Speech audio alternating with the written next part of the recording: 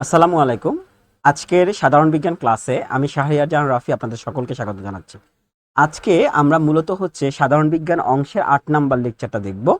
অর্থাৎ এই লেকচারটা আসলে আমরা যেই বিষয়গুলোকে কভার করব এটা আসলে কেমিস্ট্রি বা রসায়ন অংশের। অর্থাৎ আমরা জানি যে আসলে বিসিএস এ যে সাধারণ বিজ্ঞান প্রিলিতে যে কোশ্চেনগুলো হয় এটা আসলে অনেকগুলো সাবজেক্টের কম্বাইন্ড গ্রুপ বলতে পারেন। যেমন হচ্ছে ফিজিক্স বলেন, কেমিস্ট্রি বলেন, বায়োলজি বলেন, আধুনিক যে পদার্থ বিজ্ঞান বা আধুনিক বিজ্ঞান যেটাকে আমরা বলে থাকি, এই বিজ্ঞান বলে থাকেন। সবগুলোকে একটা কম্বাইন্ড একটা রূপ। তো এর ভিতরে হচ্ছে কেমিস্ট্রি যে পার্টটা, সেই কেমিস্ট্রি পার্টটাই নিয়ে মূলত এই ৮ নাম্বার লেকচারের আসলে কন্টেন্ট। তো আমরা আসলে কোন বিষয়গুলো দেখব? প্রথমত হচ্ছে গুরুত্বপূর্ণ যৌগ, যেগুলো কিন্তু পরীক্ষাতে আসে।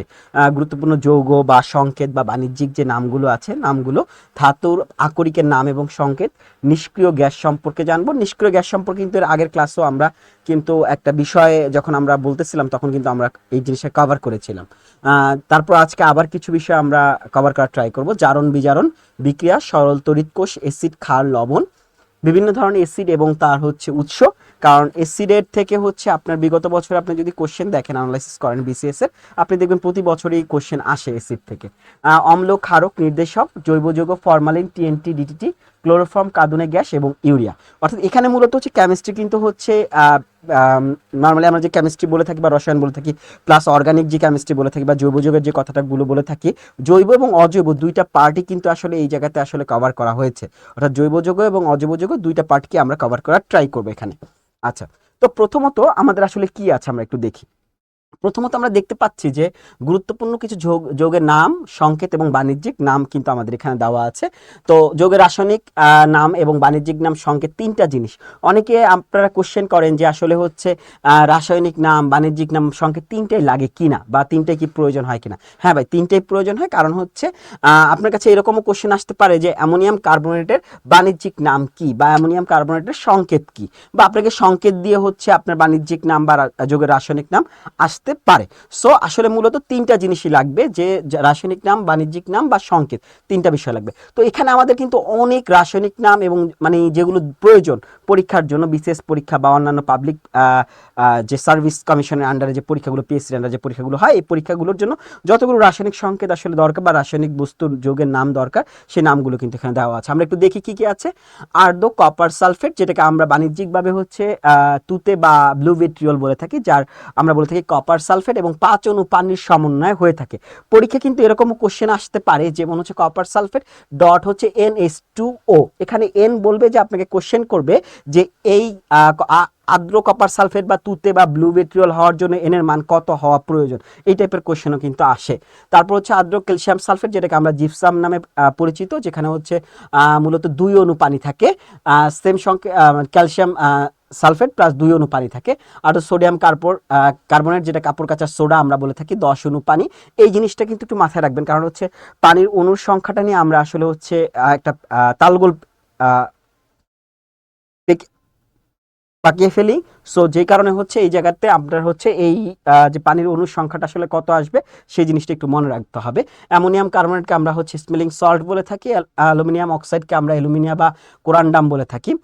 আবার এইটা দেখেন, অ্যালুমিনিয়াম অক্সাইড, যেটাকে আমরা বাণিজ্যিকভাবে হচ্ছে বক্সাইড বলে থাকি, এটা কিন্তু হচ্ছে অনেকবার পরীক্ষাতে আসছে যে বক্সাইডের হচ্ছে যৌগের রাসায়নিক নাম কি, বা হচ্ছে আপনার হচ্ছে অ্যালুমিনিয়াম অক্সাইডের হচ্ছে বাণিজ্যিক নাম কি। অ্যাসিটিক অ্যাসিড, যেটাকে ভিনেগার বলে থাকি, আমরা কিন্তু এটা ব্যবহার করে থাকি বাসাবাড়িতে। ক্যালসিয়াম অক্সাইড চুন বা কুইক লাইম, ক্যালসিয়াম কার্বনেট বা ক্যালসাইট হচ্ছে চুনা পাথর। ক্যালসিয়াম ক্লোরো হাইপোক্লোরাইড, যেটাকে আমরা ব্লিচিং পাউডার বলে থাকি, এটা হচ্ছে পরিষ্কারের কাজে আমরা বাসা বাড়িতে ব্যবহার করে থাকি। খাদ্য লবণ, যেটা আমরা খাবার হিসেবে ব্যবহার করি। সোডিয়াম ক্লোরাইড বা রক সল্ট, এটাকে হচ্ছে টেবিল লবণ বা বেকিং পাউডারও বলা হয়ে থাকে। সোডিয়াম গ্লুটামেট, এটাকে টেস্টিং সল্ট বলা হয়। খাবারের স্বাদ বাড়ানোর জন্য আমরা হচ্ছে টেস্টিং সল্ট ব্যবহার করি, যেটার হচ্ছে রাসায়নিক নাম আমরা বলে থাকি হচ্ছে সোডিয়াম গ্লুটামেট। সোডিয়াম বাইকার্বনেট, খাবার সোডা, খাবারে ব্যবহার করা হয়। সোডিয়াম স্টিয়ারেট, কাপড় কাচার সাবান, অর্থাৎ কাপড় কাচার যে সাবানগুলো আমরা ব্যবহার করে থাকি, এগুলো মূলত হচ্ছে sodium stearate. Sodium hydroxide, caustic soda, trichloromethane, ক্লোরোফর্মটা মূলত হচ্ছে আপনার হচ্ছে চেতনানাশক হিসেবে ব্যবহার করা হয়ে থাকে, অর্থাৎ অপারেশনের কাজে এটা বেশি ব্যবহার করা হয়, অজ্ঞান করার কাজে ব্যবহার করা হয়। নাইট্রাস অক্সাইড, কাঁদুনে গ্যাস, যেটা হচ্ছে মূলত একটা মিষ্টি, একটা গন্ধযুক্ত, এবং এর ফলে হচ্ছে চোখ দিয়ে পানি পড়ে, যে কারণে নাম হচ্ছে কাঁদুনে গ্যাস। এবং হচ্ছে বিভিন্ন আন্দোলন কেন্দ্রিক বা আন্দোলন যেগুলো হয়ে থাকে, পুলিশ বা আইন শৃঙ্খলা বাহিনী এই কাঁদুনে গ্যাসটা ব্যবহার করে থাকে।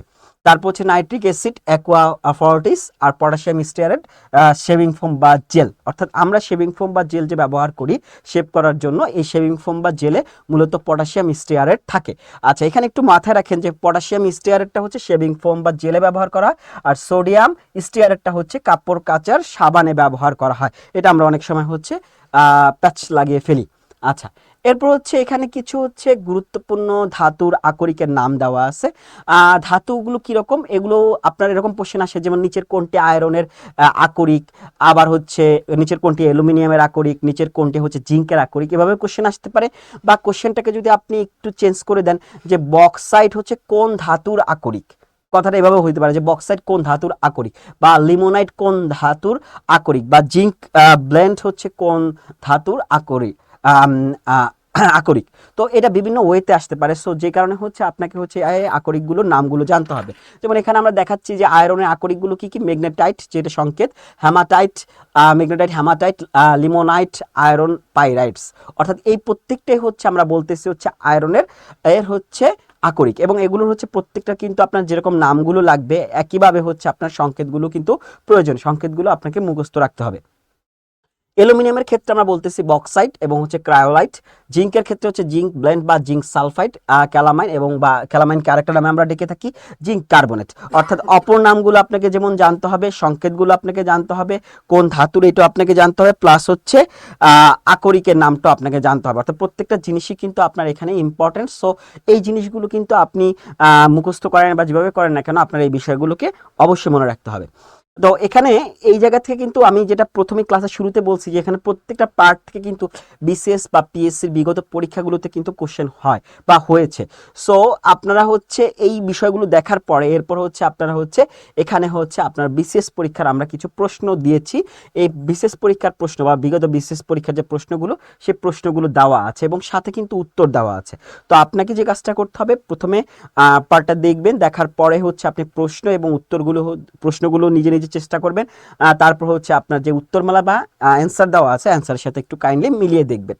আচ্ছা, এছাড়াও আমি বলেছি যে আপনি বিসিএস এর পরীক্ষার প্রিপারেশন যখন নিচ্ছেন তখন আসলে হচ্ছে শুধুমাত্র বিসিএস কেন্দ্রিক আসলে আমরা থাকি না। কোনো পরীক্ষার্থী বিসিএস কেন্দ্রিক থাকে না, কারণ বিসিএস এর পাশাপাশি সে কিন্তু অন্যান্য পিএসসির পরীক্ষা বলেন বা ব্যাংকের পরীক্ষা বলেন বা অন্যান্য যেই কোনো পরীক্ষাই বলেন না কেন, আমরা প্রতিযোগিতামূলক যে পরীক্ষাগুলো হয়, চাকরির পরীক্ষাগুলো, সবগুলো পরীক্ষাতে অ্যাটেন্ড করে। তো যেহেতু বিসিএস দেখা গেছে বছরে একবার হচ্ছে, কিন্তু হচ্ছে পিএসসি কিন্তু সারা বছর বিভিন্ন পরীক্ষা নিচ্ছে। তো এই কারণে হচ্ছে কিন্তু আমরা হচ্ছে বিসিএস এর পাশাপাশি যে অন্যান্য যে পরীক্ষাগুলো হয়ে থাকে আপনার পিএসসি বলেন বা অন্যান্য আদার্স যে মন্ত্রণালয় ভিত্তিক যে পরীক্ষাগুলো হয়ে থাকে, এই পরীক্ষারও হচ্ছে বিভিন্ন কোশ্চেন কিন্তু আমাদের এখানে দেওয়া আছে। এই কোশ্চেনগুলো সলভ করার পর আপনি উত্তরমালাতে চেক করবেন, কারণ হচ্ছে এই কোশ্চেনগুলো সলভ করলে কিন্তু আপনি কিন্তু বুঝতে পারবেন যে আসলে যে পরীক্ষাগুলো যে হচ্ছে, প্রতিযোগিতামূলক পরীক্ষাগুলো হচ্ছে, সেই পরীক্ষাগুলোতে আসলে হচ্ছে কি ধরনের কোশ্চেন আসে। এবং হচ্ছে আপনি দেখবেন যে বিসিএস এর সাথে কিন্তু আপনার অনেক কোশ্চেন কিন্তু হচ্ছে আপনার পিএসসির অন্যান্য পরীক্ষার কোশ্চেনে কিন্তু মিল পাওয়া যায়। আচ্ছা, এরপর আসেন আমরা নেক্সট একটা টপিকে আমরা যাই, নিষ্ক্রিয় গ্যাস। আমরা লাস্ট ক্লাসে নিষ্ক্রিয় গ্যাস নিয়ে কিন্তু অনেক কথা বলেছি। নিষ্ক্রিয় গ্যাস আসলে কি জিনিসটা দেখেন, পর্যায় সারণীতে যে মৌলগুলো আছে আমরা জানি যে মৌল এবং যৌগের পার্থক্য কিন্তু আমরা একদম প্রথমে ক্লাসের শুরুতে আমরা দেখে এসেছি বা পড়ে এসেছি। তো মৌল বলতে আমরা বুঝি যে পদার্থটাকে ভাঙলে ওই পদার্থ ছাড়া অন্য কোনো পদার্থ পাওয়া যায় না, সেটাকে আমরা মৌল বা মৌলিক পদার্থ বলে থাকি। অন্যদিকে যৌগিক পদার্থ কোনটা? যৌগিক পদার্থটা হচ্ছে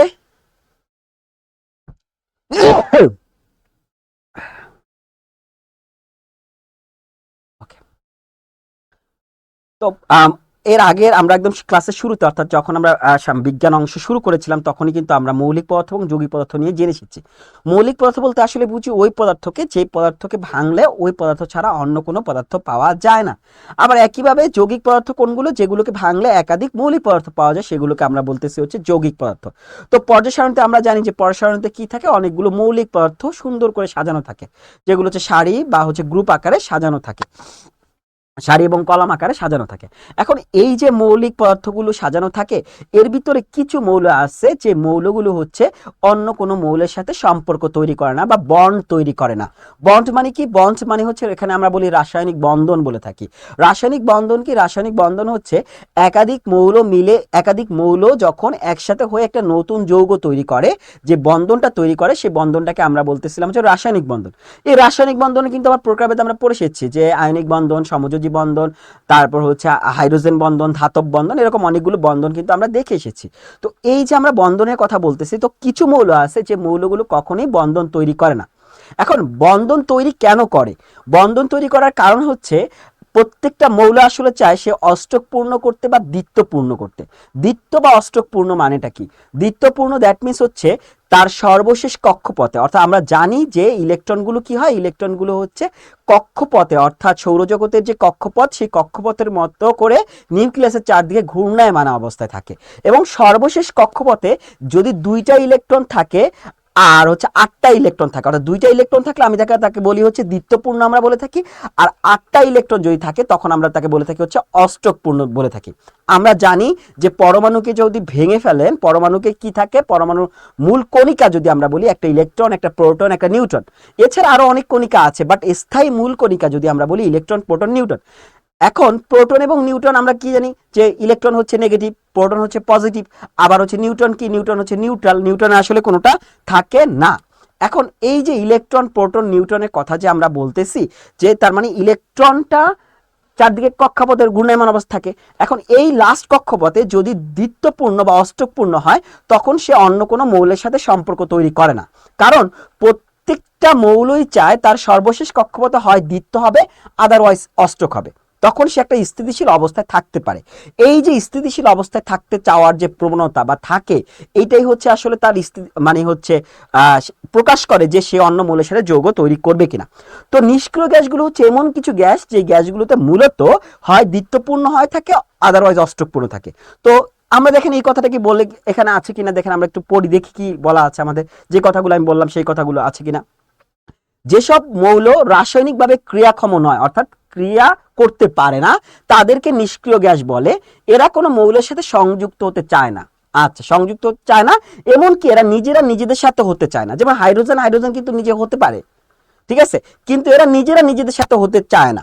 আচ্ছা, পর্যায় সারণীর ডান দিকে শূন্য গ্রুপে অবস্থিত 6টি গ্যাসীয় মৌল হলো নিষ্ক্রিয় গ্যাস। এদের পরমাণুর বহিস্থ শেলে ইলেকট্রনে অষ্টকপূর্ণ থাকায় এরা রাসায়নিকভাবে নিষ্ক্রিয়। হ্যাঁ, এখানে কথা আছে অষ্টকপূর্ণ বা দ্বিত্বপূর্ণ, এখানে একটা কথা মিসিং হয়ে গেছে, দ্বিত্বপূর্ণ বলে একটা কথা আছে। কারণ কি? কারণ হচ্ছে নিষ্ক্রিয় গ্যাসগুলো কোনগুলো আমরা জানি, হিলিয়াম, নিয়ন, আর্গন, ক্রিপ্টন, জেনন, রেডন, এগুলোকে আমরা বলে থাকি হচ্ছে নিষ্ক্রিয় গ্যাস। এখন মজার বিষয় হচ্ছে এই যে হিলিয়াম, এর হচ্ছে লাস্ট কক্ষপথে হচ্ছে দ্বিত্বপূর্ণ, অর্থাৎ সর্বশেষ কক্ষপথে মাত্র 2টো ইলেকট্রন আছে, দ্যাট মিনস এরা দ্বিত্বপূর্ণ। আর বাকি যেগুলো সেগুলোকে আমরা বলতেছি হচ্ছে অষ্টকপূর্ণ, বা এদের সর্বশেষ কক্ষপথে 8টা করে ইলেকট্রন আছে। তো এইটা একটু আপনারা মাথায় রাখবেন। আরেকটা বিষয় মাথায় রাখবেন, সেটা হচ্ছে নিষ্ক্রিয় গ্যাস ঠিক আছে যে কারোর সাথে কারো সে সম্পর্ক তৈরি করে না, বা কারোর সাথে সে বন্ড তৈরিতে যায় না বা বন্ধন তৈরি করে না, কিন্তু উচ্চ চাপ, তাপ এবং কিছু যদি শর্ত আরোপ করেন, তখন কোনো কোনো ক্ষেত্রে এই নিষ্ক্রিয় গ্যাসও কিন্তু হচ্ছে বন্ধন তৈরি করে, কিন্তু সেটা খুবই খুবই কম, কি বলা যায় যে রেয়ার কেস। তো রেয়ার কেস দেখে আমরা এই জিনিসটাকে অ্যাভয়েড করব। আচ্ছা, ক্ষার ধাতু বলতে আসলে কি বুঝি? তাহলে দেখেন একটু ক্ষার ধাতু নিয়ে আমরা কথা বলি। দেখেন, ক্ষার ধাতু হচ্ছে যে সকল ধাতু আমরা জানি যে আপনি যদি হচ্ছে পর্যায় সারণীর যে মৌলিক পদার্থগুলো আছে এগুলোকে যদি দুইটা ভাগে বড় করে দুইটা ভাগে ভাগ করেন, তাহলে একটাকে আপনি ধাতু পাচ্ছেন আর একটাকে আপনি অধাতু পাচ্ছেন। ধাতু বলতে আসলে আমরা কি বুঝি? ধাতু বলতে আসলে আমরা বুঝি এইটাই, যে যে সকল মৌলগুলো আসলে হচ্ছে ইলেকট্রন দান করতে পারে, অর্থাৎ যাদের লাস্ট কক্ষপথে 1, 2, 3 ইলেকট্রন সংখ্যক ইলেকট্রন থাকে তাদেরকে আমরা ধাতু বলে থাকি। আর যারা হচ্ছে ইলেকট্রন গ্রহণ করে, যেমন 5, 6, 7, এরা হচ্ছে ইলেকট্রন নেয় অন্যজনের কাছ থেকে বন্ধন তৈরি করার সময়। এই যে অন্যজনের কাছ থেকে বন্ধন তৈরি করার সময় নিচ্ছে, তখন সেগুলোকে আমরা বলে থাকি হচ্ছে অধাতু। তো এখানে তাহলে আমরা কি বললাম, যে সকল ধাতু, ধাতু মানে কি? ধাতু মানে হচ্ছে যাদের কক্ষপথে লাস্ট কক্ষপথে 1, 2, 3 আছে ইলেকট্রন সংখ্যা, পানির সাথে বিক্রিয়া করে তীব্র ক্ষার উৎপন্ন করে। অর্থাৎ যদি এই ধাতুগুলো পানির সাথে বিক্রিয়া করে, এখন এই যাদের লাস্ট কক্ষপথে 1, 2, 3 আছে, সেগুলোর মধ্যে যেগুলো পানির সাথে বিক্রিয়া করবে, বিক্রিয়া করে কি করবে, তীব্র ক্ষার উৎপন্ন করবে তাদেরকে ক্ষার ধাতু বলা হয়ে থাকে। এখন ক্ষার ধাতু কোনগুলো? পরশনে 1A গ্রুপের মৌলগুলোকে আমরা বলতেছি হচ্ছে ক্ষার ধাতু বলতেছি। তাহলে এগুলো কি কি আমরা একটু এক্সাম্পল গুলো দেখি, কারণ এক্সাম্পল গুলো আমাদের পরীক্ষাতে আসে। Lithium, sodium, potassium, rubidium, caesium. অর্থাৎ লিথিয়াম, সোডিয়াম, পটাশিয়াম, রুবিডিয়াম এবং সিজিয়াম, এগুলোকে আমরা বলতেছি হচ্ছে ক্ষার ধাতু। ওকে, তাহলে এবার একটু আসেন, তাহলে এই যে ক্ষার ধাতুর যখন কথা বলি তার মানে হচ্ছে কি, এখানে দেখেন একটা বিক্রিয়ার বিষয় কিন্তু চলে আসে। আমরা একটা ছোটবেলা থেকে কনসেপ্ট শিখে আসছি, ক্লাস 6-7 থেকে একটা কথা বলে আসি, জারণ বিজারণ। আমরা বুঝতে চাই না জারণ বিজারণ আসলে জিনিসটা কি। জারণ বিজারণ মনে রাখার জন্য দুইটা শব্দ মনে রাখবেন আপনারা। শব্দ দুইটা কি? শব্দ দুইটা হচ্ছে জাগ্রত বিদ্যান। জাগ্রত বিদ্যান মানে হচ্ছে জারক জাগ্রত, হিসাব করেন, জাগ্রত মানে জারক গ্রহণ করে, বিদ্যান বিজারক দান করে। অর্থাৎ যে সকল মৌল যখন রাসায়নিক বিক্রিয়া হয়, যদি সে গ্রহণ করে ইলেকট্রন তখন সে জারক, আর যখন সে দান করবে তখন সে বিজারক। জাস্ট এটা মনে রাখবেন, যদি ইলেকট্রন দান করে তাহলে কি হবে? বিজারক, আর যদি ইলেকট্রন গ্রহণ করে তখন কি হবে? জারক। তাহলে দেখেন তো এখানে এই কথাটা বলা হয়েছে কিনা। এবার আসেন, তাহলে যে বিক্রিয়ায় কোনো রাসায়নিক সত্তা ইলেকট্রন প্রদান করে তাকে জারণ বলে। খেয়াল করেন আমি কথাটা কি বলছিলাম, আমি বলেছিলাম জারক কি করবে? গ্রহণ করবে, কিন্তু এখানে আমরা বলতেছি কি, সে হচ্ছে প্রদান করে। খেয়াল করে দেখেন, যদি গ্রহণ করে তখন সেটাকে আমরা বলি জারক, কিন্তু বিক্রিয়াটাকে আমরা বলবো হচ্ছে জারণ বিক্রিয়া। তাহলে আমরা কি বলতেছি, যে বিক্রিয়ায় কোনো রাসায়নিক সত্তা ইলেকট্রন প্রদান করবে তাকে আমরা বলবো হচ্ছে জারণ বিক্রিয়া, কিন্তু জারক কি করবে? যে গ্রহণ করবে তাকে আবার বলবো জারক। কথাটা মনে রাখবেন এভাবে। তার মানে জারক গ্রহণ করে বিজারণ বিক্রিয়া হয়, বিজারক দান করে জারণ বিক্রিয়া হয়। তাহলে দেখেন এই কথাটি এখানে বলা হচ্ছে। তাহলে বিজারণ কি? বিজারণ হচ্ছে যে বিক্রিয়া কোনো রাসায়নিক সত্তা ইলেকট্রন গ্রহণ করে তাকে বলা হয় বিজারণ। আর আমি যে কথাটা বলছি বিজারক দান করে, তাহলে জাস্ট উল্টাটা। অর্থাৎ মনে রাখবেন এভাবে, যে জারক গ্রহণ করবে বিজারণ বিক্রিয়া হবে, বিজারক দান করবে জারণ বিক্রিয়া হবে। ওকে, তাহলে দেখেন এই যে তারা জারক, এখন দেখেন এই জারক বিজারকের কথাটা চলে আসছে, আমরা যে কথাটা একটু আগে বলে আসছিলাম। তাহলে দেখেন এখানে আমরা যে কথাটা বলেছি একটু আগে, সে কথাটা কি মিলে কিনা আমরা একটু দেখি। তাহলে জারক কি? জারক হচ্ছে যে বস্তু অন্য বস্তু জারণ ঘটায় এবং নিজে বিজারিত হয়, যে কথাটা আমি বলেছিলাম তাকে জারক বলে। জারক বস্তু ইলেকট্রন গ্রহণ করে, আমি বলছি জাগ্রত বিদ্যান, দ্যাট মিনস জারক গ্রহণ করে। আচ্ছা, কয়েকটি জারক বস্তু কি কি হচ্ছে? Oxygen, fluorine, chlorine, bromine, iodine, potassium permanganate, nitric acid, এগুলোকে আমরা বলে থাকি হচ্ছে জারক বলে থাকি। তাহলে বিজারক কি? ঠিক উল্টাটা হবে, যে বস্তু অন্য কোনো বস্তুর বিজারণ ঘটায় এবং নিজে জারিত হয় তাকে বিজারক বলে। বিজারক বস্তু ইলেকট্রন দান করবে, আচ্ছা বিজারক দান করে, তার মানে হচ্ছে ওই তো বিদ্যান, জাগ্রত বিদ্যান, বিদ্যান অংশটা বিজারক কি করবে? দান করবে। তাহলে কয়েকটি বিজারক বস্তু কি কি? হাইড্রোজেন, কার্বন এবং সকল ধাতু। আই থিঙ্ক জারণ এবং বিজারণ সম্পর্কে আপনি একটা কমন একটা বা হচ্ছে প্রাইমারি একটা ধারণা যেটুকু দরকার আপনার, সেই ধারণাটুকু পেয়েছেন এই জায়গাটা থেকে। তাহলে দেখেন এর পরের টপিক যদি আমরা চিন্তা করি যে আসলে এরপরে আমাদের আসলে কি আছে, এরপরে আসলে মূলত আছে সরল তড়িৎ কোষ। এখান থেকে কিছু জিনিস আপনাকে একটু মনে রাখতে হবে, যে দেখেন সরল তড়িৎ কোষে আমরা একটু এখানে দাগ দিই, কি কি আছে দেখি আমরা। 1794 সালটা মনে রাখেন। আলেকজান্দ্র বোল্টা নামটাও মনে রাখেন, আলেকজান্দ্র বোল্টা। পরীক্ষা এটা আসে অনেকবারে, অনেক পরীক্ষাতে আসছে। সর্বপ্রথম তড়িৎ কোষ আবিষ্কার করেন। তাহলে সর্বপ্রথম তড়িৎ কোষ আবিষ্কার করেছে কে? আলেসান্দ্রো ভোল্টা। কত সালে? 1794 সালে। এটা কিন্তু প্রথম লেকচারও কিন্তু আমরা এই কথাটা বলেছিলাম। এটি সরলতম তড়িৎ কোষ, এটি একটি সরলতম তড়িৎ কোষ। ব্যাটারিতে কার্বন দণ্ড ধনাত্মক পাত এবং দস্তার চোং ঋণাত্মক পাত হিসেবে ব্যবহার করা। আমরা যে গড়ির ব্যাটারি বলি বা রিমোটের যে ব্যাটারিগুলো ইউজ করে থাকি, এই ব্যাটারিগুলোর কথা বলা হচ্ছে, যেখানে কার্বন যে দণ্ডটা সেটা হচ্ছে একটা পজিটিভ পাত বা ধনাত্মক পাত, এবং দস্তার যে চোংটা থাকে চারদিকে পেঁচানো, সেটাকে আমরা ঋণাত্মক পাত হিসেবে ব্যবহার করে থাকি। তরল হিসাবে এখানে সালফিউরিক অ্যাসিড ব্যবহার করা হয়ে থাকে, এবং ছেদন নিবারক হিসেবে ম্যাঙ্গানিজ ডাই অক্সাইড ব্যবহার করা হয়ে থাকে। নামগুলো একটু আপনাকে মনে রাখতে হবে। ব্যাটারির ধনাত্মক প্রান্তকে অ্যানোড এবং ঋণাত্মক প্রান্তকে ক্যাথোড বলা হয়ে থাকে। এই কোশ্চেনটা কিন্তু অনেক জায়গায় পরীক্ষায় দেখা গেছে, দেখা গেছে যে ধনাত্মক প্রান্তকে কি বলা হয়, ঋণাত্মক প্রান্তকে কি বলা হয়ে থাকে। এই ব্যাটারি থেকে ডিসি কারেন্ট পাওয়া যায়। ব্যাটারি তড়িৎচালক বল হচ্ছে 1.5 ভোল্ট বা ভোল্টেজ। সাধারণ স্টোরেজ ব্যাটারিতে সীসার ইলেকট্রোলাইটের সাথে সালফিউরিক অ্যাসিড ব্যবহৃত হয়ে থাকে। তো এখান থেকে আসলে মূলত যে জিনিসগুলো আপনাদেরকে এই যে বোল্ড করে দিলাম বা দাগিয়ে দিলাম, এই জিনিসগুলো খুব ইম্পর্টেন্ট। এই জিনিসগুলো একটু কাইন্ডলি হচ্ছে আপনারা একটু মনে রাখার ট্রাই করবেন।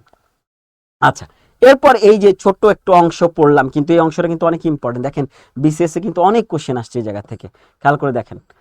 যে ছোট্ট একটা জায়গা, কিন্তু এই ছোট্ট জায়গাটা থেকে এই যে এতটুকু কথা বললাম 5টা মিনিট বা 6টা মিনিট, যে আমি যে বিষয়টাকে নিয়ে কথা বললাম, এই 6টা মিনিটের এই অংশটা থেকে হচ্ছে বিগত বিসিএস পরীক্ষায় কিন্তু 8টা কোশ্চেন আসছে। ঠিক একইভাবে আমাদের কোশ্চেনগুলো দেওয়া হয়েছে, কোশ্চেনগুলোর পরে আপনার উত্তরমালা দেওয়া আছে, গুরুত্বপূর্ণ কিছু প্রশ্ন দেওয়া আছে, এবং প্রশ্নের পরে গুরুত্বপূর্ণ এগুলো হচ্ছে বিভিন্ন পরীক্ষাতে কিন্তু আসছে এই কোশ্চেনগুলো। সেই কোশ্চেনগুলো কিন্তু এখানে সংযুক্ত করা হয়েছে এবং এর সাথে কিন্তু আপনার উত্তরমালা দেওয়া আছে। তো আপনাদের যে কাজটা, বারবারই একই কথা বলি, যে কেন বলি বারবার, যাতে আপনি বারবারই ওই কথাটা যাতে শোনেন এবং শুনে কাজটা করেন, যে আপনি আলোচনাটুকু শোনার পরে বা আলোচনাটুকু আপনি দেখার যদি মানে আপনি তো যেহেতু পিডিএফ পাচ্ছেন বা আপনি ম্যাটেরিয়াল পাচ্ছেন, সেই ম্যাটেরিয়ালগুলো দেখার পরে আপনি একটু রিভিশন দেওয়ার পরে আপনি হচ্ছে এই যে এমসিকিউগুলো দেওয়া আছে বিগত বিসিএস পরীক্ষার প্রশ্ন বা অন্যান্য প্রতিযোগিতামূলক যে পরীক্ষার প্রশ্নগুলো, সেই প্রশ্নগুলো হচ্ছে কাইন্ডলি হচ্ছে আপনারা একটু প্র্যাকটিস করবেন। কারণ প্র্যাকটিস না করলে আলটিমেটলি হয়তো আমি ক্লাস আপনাকে বলতেছি, আপনিও মনোযোগ দিয়ে শুনতেছেন, বাট হচ্ছে এটা আসলে হচ্ছে আপনার পরীক্ষার হলে আসলে এটা অতটা কার্যকরী হয় না। কিন্তু আপনি যদি প্র্যাকটিস করেন তাহলে কিন্তু আপনার হচ্ছে এটা কার্যকরী হবে বা ইফেক্টিভ হবে। ওকে, তাহলে আসেন একটু আমরা একটু অ্যাসিড নিয়ে আলোচনা করি। তাহলে অ্যাসিড বলতে আসলে আমরা কি বুঝি? অ্যাসিড, ক্ষার, লবণ, আমরা এই কথাগুলো বারবার বলে থাকি। অ্যাসিড হচ্ছে মূলত, যদি আমরা একটু ইয়াটা দেখি, আমরা প্রথমত আমরা বিক্রিয়াটা দেখি। এখানে বিক্রিয়া দেখতে পাচ্ছি আমরা যে HCl plus NaOH NaCl H2O, অর্থাৎ একটা যৌগ তার সাথে আরেকটা যৌগ বিক্রিয়া করেছে, বিক্রিয়া করার ফলে আরেকটা দুইটা যৌগ তৈরি হয়েছে। এটা আমরা জানি, এই দুইটা বাদ দেন আপাতত, এই দুইটা চিন্তা করেন, এটা আমরা NaCl, এটা আমরা জানি, এটা খাবার লবণ এবং হচ্ছে এটা পানি। ঠিক আছে? আচ্ছা, তাহলে দেখেন এই কথাটা কি বলে, আমরা একটু দেখি এখানে কি বলছে। যদি কোনো যৌগ জলীয় দ্রবণে বিয়োজিত হয়ে হাইড্রোজেন আয়ন দেয়, অর্থাৎ হাইড্রোজেন আয়ন দিয়ে দেয়, যার ফলে তার লাল লিটমাসকে নীল করে, তবে ওই যৌগকে অ্যাসিড বলে। তাহলে অ্যাসিডটা কি? অ্যাসিডটা হচ্ছে মূলত অ্যাসিড আর ক্ষারক বিক্রিয়া করে পানি এবং লবণ উৎপন্ন করে। এখানে লবণ উৎপন্ন করেছে, আপনার লবণ উৎপন্ন করেছে, পানি উৎপন্ন করেছে, এবং এটা কি করে? জলীয় দ্রবণে বিয়োজিত হয়, বিয়োজিত হয়ে হাইড্রোজেন আয়নটা দান করে বা দিয়ে দেয়। হাইড্রোজেন আয়ন মানে হচ্ছে H প্লাস আয়ন, যেটা এই H প্লাস আয়নটা সে দিয়ে দেয়। দেখেন এখানে H প্লাস আয়নটা দিয়ে দিয়েছে, দিয়ে দেওয়ার ফলে হচ্ছে এই NaClটা চলে আসছে, আর এই Hটা হচ্ছে এই OH এর সাথে যুক্ত হয়ে H আর OH এর সাথে যুক্ত হয়ে H2O হয়েছে। দ্যাট মিনস H প্লাস আয়নটা দিয়ে দিছে। আচ্ছা, উপরে বিক্রিয়ায় দেখেন এই কথাটাই বলা হচ্ছে, উপরে বিক্রিয়া HCl থেকে H পরমাণু প্রতিস্থাপিত হয়ে যায় এবং নতুন যৌগ NaCl গঠিত হয়, তাই এই বিক্রিয়া HCl হচ্ছে অ্যাসিড। এবার এই অ্যাসিডগুলোকে আমরা কিন্তু দুইটা ভাগে ভাগ করতে পারি বা দুইটা প্রকারভেদ বলে থাকি। একটাকে আমরা বলে থাকি হচ্ছে সবল অ্যাসিড, আর একটাকে আমরা বলে থাকি দুর্বল অ্যাসিড। এই ক্ষেত্রে সবল অ্যাসিড এবং দুর্বল অ্যাসিডের ক্ষেত্রে আপনাকে অবশ্যই নামগুলো মনে রাখতে হবে বা এক্সাম্পলগুলো মনে রাখতে হবে। কিরকম একটু আসি আমরা দেখি কি আছে এখানে। সবল অ্যাসিড বলতে আসলে আমরা কি বুঝি? কোন যৌগ জলীয় দ্রবণে সম্পূর্ণ বিয়োজিত হয়ে হাইড্রোজেন আয়ন উৎপন্ন করলে সেটি শক্তিশালী অ্যাসিড বা সবল অ্যাসিড। যদি সম্পূর্ণ বিয়োজিত হয় এবং হচ্ছে হাইড্রোজেন আয়ন উৎপন্ন করে, তখন তাকে আমরা বলতেছি হচ্ছে শক্তিশালী অ্যাসিড। কোনগুলো? Nitric acid, sulphuric acid, hydrochloric acid, এই অ্যাসিডগুলোকে আমরা বলতেছি হচ্ছে শক্তিশালী অ্যাসিড বলে থাকি। অপরদিকে যদি আংশিক বিয়োজিত হয়, তখন তাকে আমরা বলে থাকি হচ্ছে দুর্বল অ্যাসিড। যেমন দেখেন কোন যৌগ জলীয় দ্রবণে আংশিক বিয়োজিত হয়ে হাইড্রোজেন আয়ন যদি উৎপন্ন করে, দুইটাই কিন্তু হাইড্রোজেন আয়ন উৎপন্ন করবে। কারণ কি? কারণ হচ্ছে আমরা বলে আসছি, অ্যাসিডের সংজ্ঞাতে আমরা বলছি যে ওই অ্যাসিড এমন একটা যৌগ, যে যৌগটা কি করবে? অবশ্যই হচ্ছে হাইড্রোজেন আয়ন দিবে। দ্যাট মিনস হাইড্রোজেন আয়ন যদি দিতে হয়, তার মানে কি করতে হবে? তাকে হাইড্রোজেন আয়ন উৎপন্ন করতে হবে। আর হাইড্রোজেন আয়ন তার মানে হচ্ছে সবল অ্যাসিড বলি বা দুর্বল অ্যাসিড বলি, দুইটা অ্যাসিডে হচ্ছে হাইড্রোজেন আয়ন উৎপন্ন হবে, কিন্তু সবল অ্যাসিডে হচ্ছে সম্পূর্ণ বিয়োজিত হবে, কিন্তু দুর্বল অ্যাসিডে হচ্ছে সম্পূর্ণ বিয়োজিত হবে না, এটা হচ্ছে আংশিক বিয়োজিত হবে। যদি আংশিক বিয়োজিত হয়ে হাইড্রোজেন আয়ন উৎপন্ন করে, তখন তাকে আমরা দুর্বল অ্যাসিড বলে থাকি। যেমন কি কি? অ্যাসিডিক অ্যাসিড, তারপর হচ্ছে অ্যাসকর্বিক অ্যাসিড, সাইট্রিক অ্যাসিড ইত্যাদি। আচ্ছা, এরপরে আসেন একটু আমরা দেখি। এবার দেখেন এটা কিন্তু খুব, এই ছকটা খুব ইম্পর্টেন্ট, পরীক্ষাতে এটা আসি এবং পিএসসি খুব মানে পছন্দের একটা জায়গা হচ্ছে ছকটা। আর এটাতে আসলে কি আছে? এটাতে আসে হচ্ছে খাদ্যের সাথে আমরা বিভিন্ন ধরনের অ্যাসিড কিন্তু গ্রহণ করি, যে অ্যাসিডগুলো হচ্ছে আমাদের শরীরে বিভিন্ন কাজে লাগে। তো এই যে আমরা যে খাদ্যের সাথে বা খাবারের সাথে যে অ্যাসিডগুলো গ্রহণ করে থাকি, সেই অ্যাসিডগুলোর নাম দেওয়া আছে, প্লাস হচ্ছে অ্যাসিডগুলো কোন খাবারের সাথে বা কোন উৎস থেকে আমরা গ্রহণ করি সেটার একটা লিস্ট দেওয়া আছে। আমরা একটু দেখি কি কি আছে। সাইট্রিক অ্যাসিড, সাইট্রিক অ্যাসিড আমরা কোথা থেকে পাই? কমলা লেবু বা জাম্বুরা, এই টাইপের যে ফলগুলো আছে সেই ফলগুলো থেকে আমরা সাইট্রিক অ্যাসিড পেয়ে থাকি। ম্যালিক অ্যাসিড আপেল বা টমেটো থেকে। অক্সালিক অ্যাসিড আমরা পাই হচ্ছে আমলকি, কচু শাক থেকে। টার্টারিক অ্যাসিড হচ্ছে তেঁতুল থেকে বা আঙ্গুর ফল থেকে, অ্যাসকারবিক অ্যাসিড এটা হচ্ছে কমলা লেবু থেকে, ল্যাকটিক অ্যাসিড হচ্ছে দধি থেকে, এবং অ্যামাইল অ্যাসিড হচ্ছে পাকা কলা থেকে। অর্থাৎ আপনাকে এখানে অ্যাসিডের নামগুলো জানতে হবে, প্লাস হচ্ছে আপনাকে আরেকটা জিনিস জানতে হবে, সেটা হচ্ছে এই অ্যাসিডগুলো আসলে কোন উৎস থেকে আমরা গ্রহণ করে থাকি, এই জিনিসগুলো আপনাকে জানা লাগবে। আচ্ছা, তাহলে অ্যাসিড নিয়ে আমরা কথা বললাম, তাহলে একটু ক্ষারক নিয়ে কথা বলি। ক্ষারকটা জিনিসটা কি? ক্ষারক হচ্ছে অ্যাসিডের ঠিক উল্টোটা। কিরকম? যেমন বলছে কোন ধাতুর অক্সাইড বা হাইড্রো অক্সাইড যোগ যা অ্যাসিডের সাথে বিক্রিয়া করবে, বিক্রিয়া করে লবণ ও পানি উৎপন্ন করে, তাকে ক্ষারক বলে। ঠিক আছে? অর্থাৎ লবণ এবং পানি আপনার অ্যাসিডের সাথে বিক্রিয়া করে, বিক্রিয়া করার পর আমরা বলছি যে অ্যাসিড ও ক্ষারকের বিক্রিয়াতে কি হয়, লবণ এবং পানি উৎপন্ন হয়। অর্থাৎ যে বিক্রিয়াতে যদি অ্যাসিডের সাথে বিক্রিয়া করে, বিক্রিয়া করার ফলে লবণ এবং পানি যদি উৎপন্ন হয়, তখনই আমরা তাকে হচ্ছে ক্ষারক বলে থাকি। আচ্ছা, তাহলে ক্ষার কি? ক্ষার হচ্ছে যে সকল ক্ষারকগুলো, অর্থাৎ ক্ষারকের ভিতরে ক্ষারকের মধ্যে হচ্ছে কিছু আছে যে ক্ষারকগুলো হচ্ছে পানিতে দ্রবীভূত হয়। পানিতে যদি দ্রবীভূত হয় তখন তাকে আমরা বলবো হচ্ছে ক্ষার। তার মানে সকল ক্ষারই ক্ষারক, কিন্তু সকল ক্ষারক ক্ষার নয়। এই কথাটা কিন্তু ছোটবেলা থেকে আমরা পড়ে আসছি। আমরা যখন ক্লাস 7-8 পড়তাম তখন আমাদের এই কোশ্চেনটা, বিজ্ঞানে এই কোশ্চেনটা একটা কমন কোশ্চেন ছিল। প্লাস হচ্ছে আমরা যখন 9-10 কেমিস্ট্রি যারা বা সাধারণ বিজ্ঞানে পড়েছেন তাদেরও কিন্তু এটা কমন একটা কথা ছিল। তো যে সকল ক্ষারক হচ্ছে পানিতে দ্রবীভূত হবে সেগুলোকে আমরা ক্ষার বলে থাকি। তো এখানে অ্যাসিড ও ক্ষার দ্রবণ যখন হয়, অর্থাৎ অ্যাসিড এবং ক্ষারকে যখন আপনি মিক্সড করে দিবেন তখন একটা দ্রবণ তৈরি হয়। এই দ্রবণে হচ্ছে নির্দেশকের কিছু বর্ণ পরিবর্তন হয়ে থাকে। বর্ণগুলো কি করো আপনারা, এটা হচ্ছে ইন্টারমিডিয়েটে যারা সায়েন্স ব্যাকগ্রাউন্ডে পড়েছেন, আপনারা হচ্ছে ইন্টারমিডিয়েট সায়েন্স ব্যাকগ্রাউন্ডে এগুলো আপনাদের ল্যাবে করানো হয়েছিল। যে মিথাইল অরেঞ্জ, যেটা হচ্ছে অম্লীয় দ্রবণে যদি হয়, মানে অ্যাসিডীয় দ্রবণ যদি হয় তখন সেটা গোলাপি লাল হবে, বাট ক্ষারীয় দ্রবণে যখন তখন হবে হলুদ হবে। এগুলোর মাধ্যমে আসলে হচ্ছে নির্দেশ করে যে এটা আসলে অ্যাসিড না ক্ষার। অর্থাৎ এই নির্দেশকগুলোর মাধ্যমে হচ্ছে আপনার হচ্ছে একটা দ্রবণ যদি দেওয়া হয় আপনাকে বা স্যাম্পল দেওয়া হয়, স্যাম্পলটা কি অ্যাসিডীয় না ক্ষারীয় এটা বোঝা যায়। তো মিথাইল অরেঞ্জ যদি অম্লীয় দ্রবণে থাকে তখন গোলাপি লাল, ক্ষারীয় দ্রবণে হলে হলুদ হয়। ফ্যানফথেলিন এটা হচ্ছে অম্লীয় দ্রবণে হয় বর্ণহীন এবং ক্ষারীয় দ্রবণে হয় গোলাপি।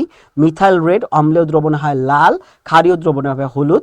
লিটমাস পেপার অম্লীয় দ্রবণে হবে লাল এবং ক্ষারীয় দ্রবণে হবে হচ্ছে নীল। অর্থাৎ এই ক্ষেত্রে আপনাকে কিন্তু একটু মনে রাখতে হবে যে আপনার কোশ্চেন আসতে পারে যে ফ্যানফথেলিন নির্দেশক অম্লীয় দ্রবণে কি বর্ণ ধারণ করে। আমরা ফ্যানফথেলিন কি পেয়েছি? বর্ণহীন, কোনো বর্ণ সে দেখায় না। আবার আপনার আসতে পারে মিথাইল রেড ক্ষারীয় দ্রবণে কোন বর্ণ ধারণ করে? হলুদ বর্ণ ধারণ করে। তারপর হচ্ছে মিথাইল অরেঞ্জ আপনার ক্ষারীয় দ্রবণে কোন বর্ণ ধারণ করে? হলুদ বর্ণ ধারণ করে। অর্থাৎ আপনার কিন্তু এই জিনিসগুলো একটু জানা লাগবে। আচ্ছা, ঠিক একইভাবে এই অ্যাসিড এবং ক্ষারের যে কথাগুলো বললাম, এই অ্যাসিড এবং ক্ষারের থেকে হচ্ছে বিসিএস এর বিগত পরীক্ষা কিন্তু অনেক কোশ্চেন হয়ে থাকে। এই কোশ্চেনগুলো আপনারা একটু দেখবেন এবং হচ্ছে আপনারা এগুলো সলভ করবেন একটু কষ্ট করে। সলভ করে আপনার উত্তরের সাথে আপনারা মিলিয়ে নেবেন। এবং এরপরে একইভাবে হচ্ছে বিভিন্ন অন্যান্য যে পরীক্ষাগুলো হয়ে থাকে সরকারি চাকরি, সেই পরীক্ষাগুলো যে প্রশ্নগুলো, সেই প্রশ্নগুলো কিন্তু আমাদের এখানে দেওয়া আছে। আপনারা কোশ্চেনগুলো সলভ করবেন নিজেরা সলভ করার পরে উত্তরের সাথে চেক করে নেবেন। ওকে, এবার আসেন আমরা আরেকটা টপিক নিয়ে একটু আলোচনা করি, জৈব এবং অজৈব রসায়ন। মূলত কেমিস্ট্রি বা রসায়নকে যদি আমরা ভাগ করি তাহলে মূলত দুইটা ভাগে ভাগ করা যায়, বৃহৎ আকারে যদি ভাগ করে থাকি। একটাকে আমরা বলতে থাকি যে জৈব রসায়ন, আরেকটাকে আমরা বলতেছি হচ্ছে অজৈব রসায়ন বলে থাকি। তো অজৈব রসায়ন বলতে আসলে আমরা মূলত এই যে এতক্ষণ যে কথাগুলো বললাম এগুলো মূলত অজৈব রসায়ন আমরা বলতে পারি। জৈব রসায়নের একটা খুব গুরুত্বপূর্ণ একটা ইস্যু আছে, এখানে কার্বন এবং হচ্ছে হাইড্রোজেনের একটা বিষয় থাকে। অর্থাৎ কার্বন এবং হাইড্রোজেন নিয়ে যখন কোনো যৌগ তৈরি হয় তখন তাকে আমরা বলতেছি হচ্ছে জৈব যৌগ। পৃথিবীতে জৈব যৌগের সংখ্যা অনেক বেশি, মনে রাখেন। পৃথিবীতে অজৈব যৌগের সংখ্যা খুব কম, জৈব যৌগের সংখ্যা অনেক বেশি, এবং সেটা প্রায় হচ্ছে 1 কোটির উপরে, বা কোনো কোনো ক্ষেত্রে বলা হয় 80 লাখের উপরে। তো জৈব যৌগ বলতে আসলে আমরা কি বুঝি, যে কথাটা আমরা বললাম, কার্বন এবং হাইড্রোজেন গঠিত যৌগ এবং এদের উদ্ভূত যৌগকে জৈব যৌগ বলা হয়ে থাকে। অর্থাৎ যে কথাটা আমি বলেছি যে কার্বন এবং হাইড্রোজেনকে মিক্সড করে যে যৌগটা তৈরি করা হয় সেটাকে আমরা বলতেছি জৈব যৌগ। কার্বন দ্বারা গঠিত যে যৌগগুলো, কার্বন পরমাণুর ক্যাটানেশন ধর্ম, কার্বন পরমাণুর একটা গুরুত্বপূর্ণ একটা ধর্ম বা ক্যারেক্টারিস্টিক্স আছে যেটা হচ্ছে ক্যাটানেশন বলা হয়। এটা নিয়ে আমরা অন্য একটা ক্লাসে কথা বলেছিলাম। ক্যাটানেশন ধর্ম, সমানুপাত প্রভৃতি ধর্ম প্রদর্শন করে, তারাই জৈব যৌগ। অর্থাৎ কার্বন দ্বারা আপনি যদি আরেকটু ব্যাখ্যা এভাবে দেন যে কার্বন দ্বারা যে যৌগগুলো তৈরি হচ্ছে সেগুলো হচ্ছে যদি কার্বন পরমাণুর ক্যাটানেশন ধর্ম, সমানুপাত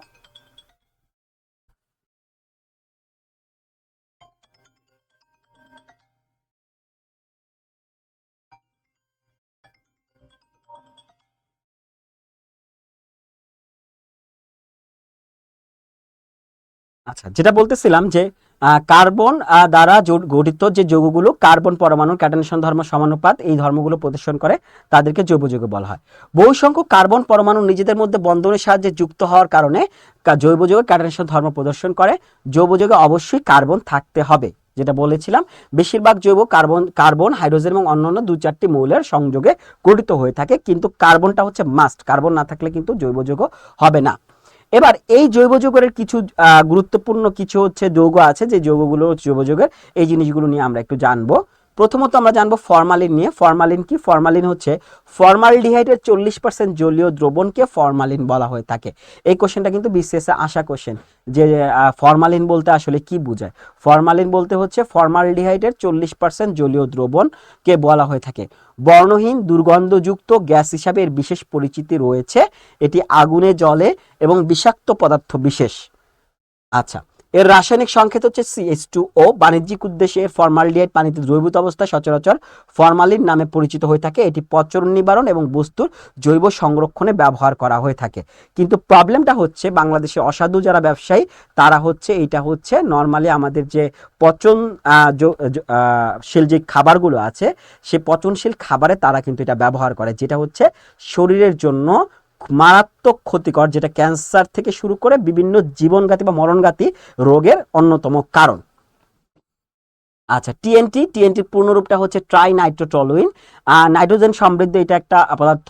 এটা হচ্ছে হলুদ বর্ণের একটা দাহ্য পদার্থ। মূলত এটা একটা বিস্ফোরক একটা ক্যারেক্টারিস্টিক্স আছে, যে কারণে এই টিএনটিটা হচ্ছে বোমাতে ব্যবহার করা হয়ে থাকে। দেখেন এই কথাটা কিসের বলা হয়েছে, যে টিএনটির পূর্ণরূপ হচ্ছে ট্রাইনাইট্রোটলুইন। নাইট্রোজেন সমৃদ্ধ টিএনটি হলুদ বর্ণের একটা দাহ্য পদার্থ। আলোকচিত্রে রাসায়নিক উপকরণ এবং রং প্রস্তুতের ব্যবহার রয়েছে। তবে প্রধানত বিস্ফোরক হিসেবে টিএনটি হলো 2,4,6 ট্রাইনাইট্রোটলুইন, অর্থাৎ টলুইনের একটা পার্ট 2,4,6 ট্রাইনাইট্রোটলুইন। এটি সাধারণত একটা কঠিন পদার্থ এবং বিস্ফোরক ধর্মের কারণে বিভিন্ন ধরনের বোমাতে এটা ব্যবহার করা হয়ে থাকে। আচ্ছা, ডিডিটির পূর্ণরূপ হচ্ছে ডাইক্লোরো ডাইফিনাইল ট্রাইক্লোরোইথেন। নামটা মনে রাখতে হবে, কারণ হচ্ছে পরীক্ষাতে নাম আসে। ডিডিটির পূর্ণরূপ কি? Dichloro diphenyl trichloroethane. এটি এক ধরনের সাদা বর্ণের পাউডার, যেটা হচ্ছে বিষাক্ত। এটা খুবই বিষাক্ত, যেটা খাদ্যদ্রব্যের বিষক্রিয়া সৃষ্টি করতে পারে। আচ্ছা, পোকামাকড় ধ্বংস করার জন্য কীটনাশক হিসেবে কিন্তু এটা ব্যবহার করা হয়, কৃষিতে ব্যবহার করা হয়ে থাকে।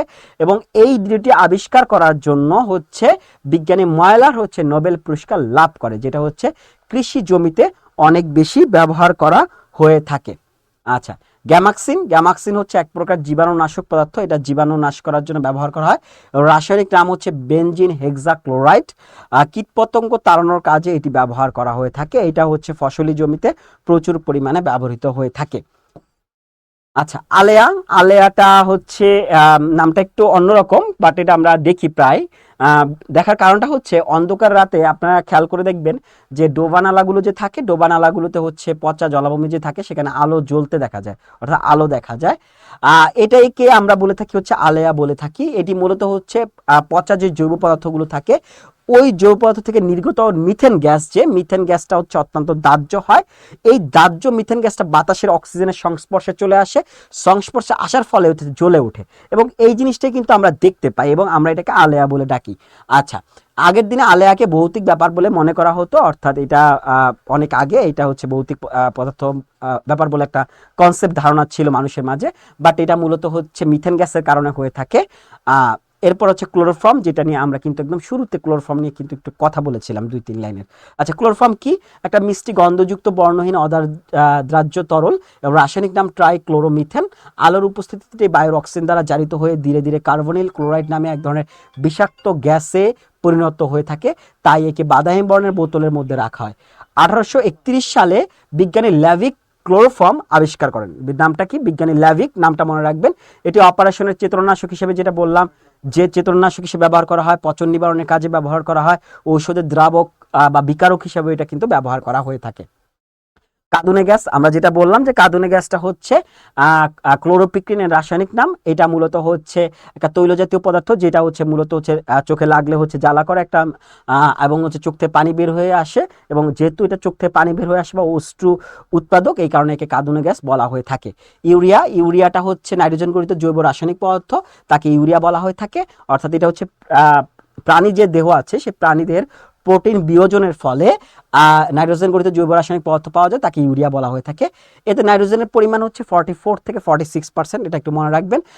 এটা হচ্ছে আবিষ্কার হচ্ছে 1828 সালে জার্মান রাসায়নিকবিদ ফ্রেডরিক ভোলার সর্বপ্রথম হচ্ছে অ্যামোনিয়াম সায়ানাইডকে উত্তপ্ত করে ইউরিয়া প্রস্তুত করে, এবং প্রাকৃতিক গ্যাস কাঁচামাল হিসেবে আমাদের দেশে যে ইউরিয়া প্রস্তুত করা হয়, সার প্রস্তুত করা হয়, এটা এই সারগুলো প্রস্তুত করার জন্য হচ্ছে কাঁচামাল হিসেবে প্রাকৃতিক গ্যাস ব্যবহার করা হয়ে থাকে।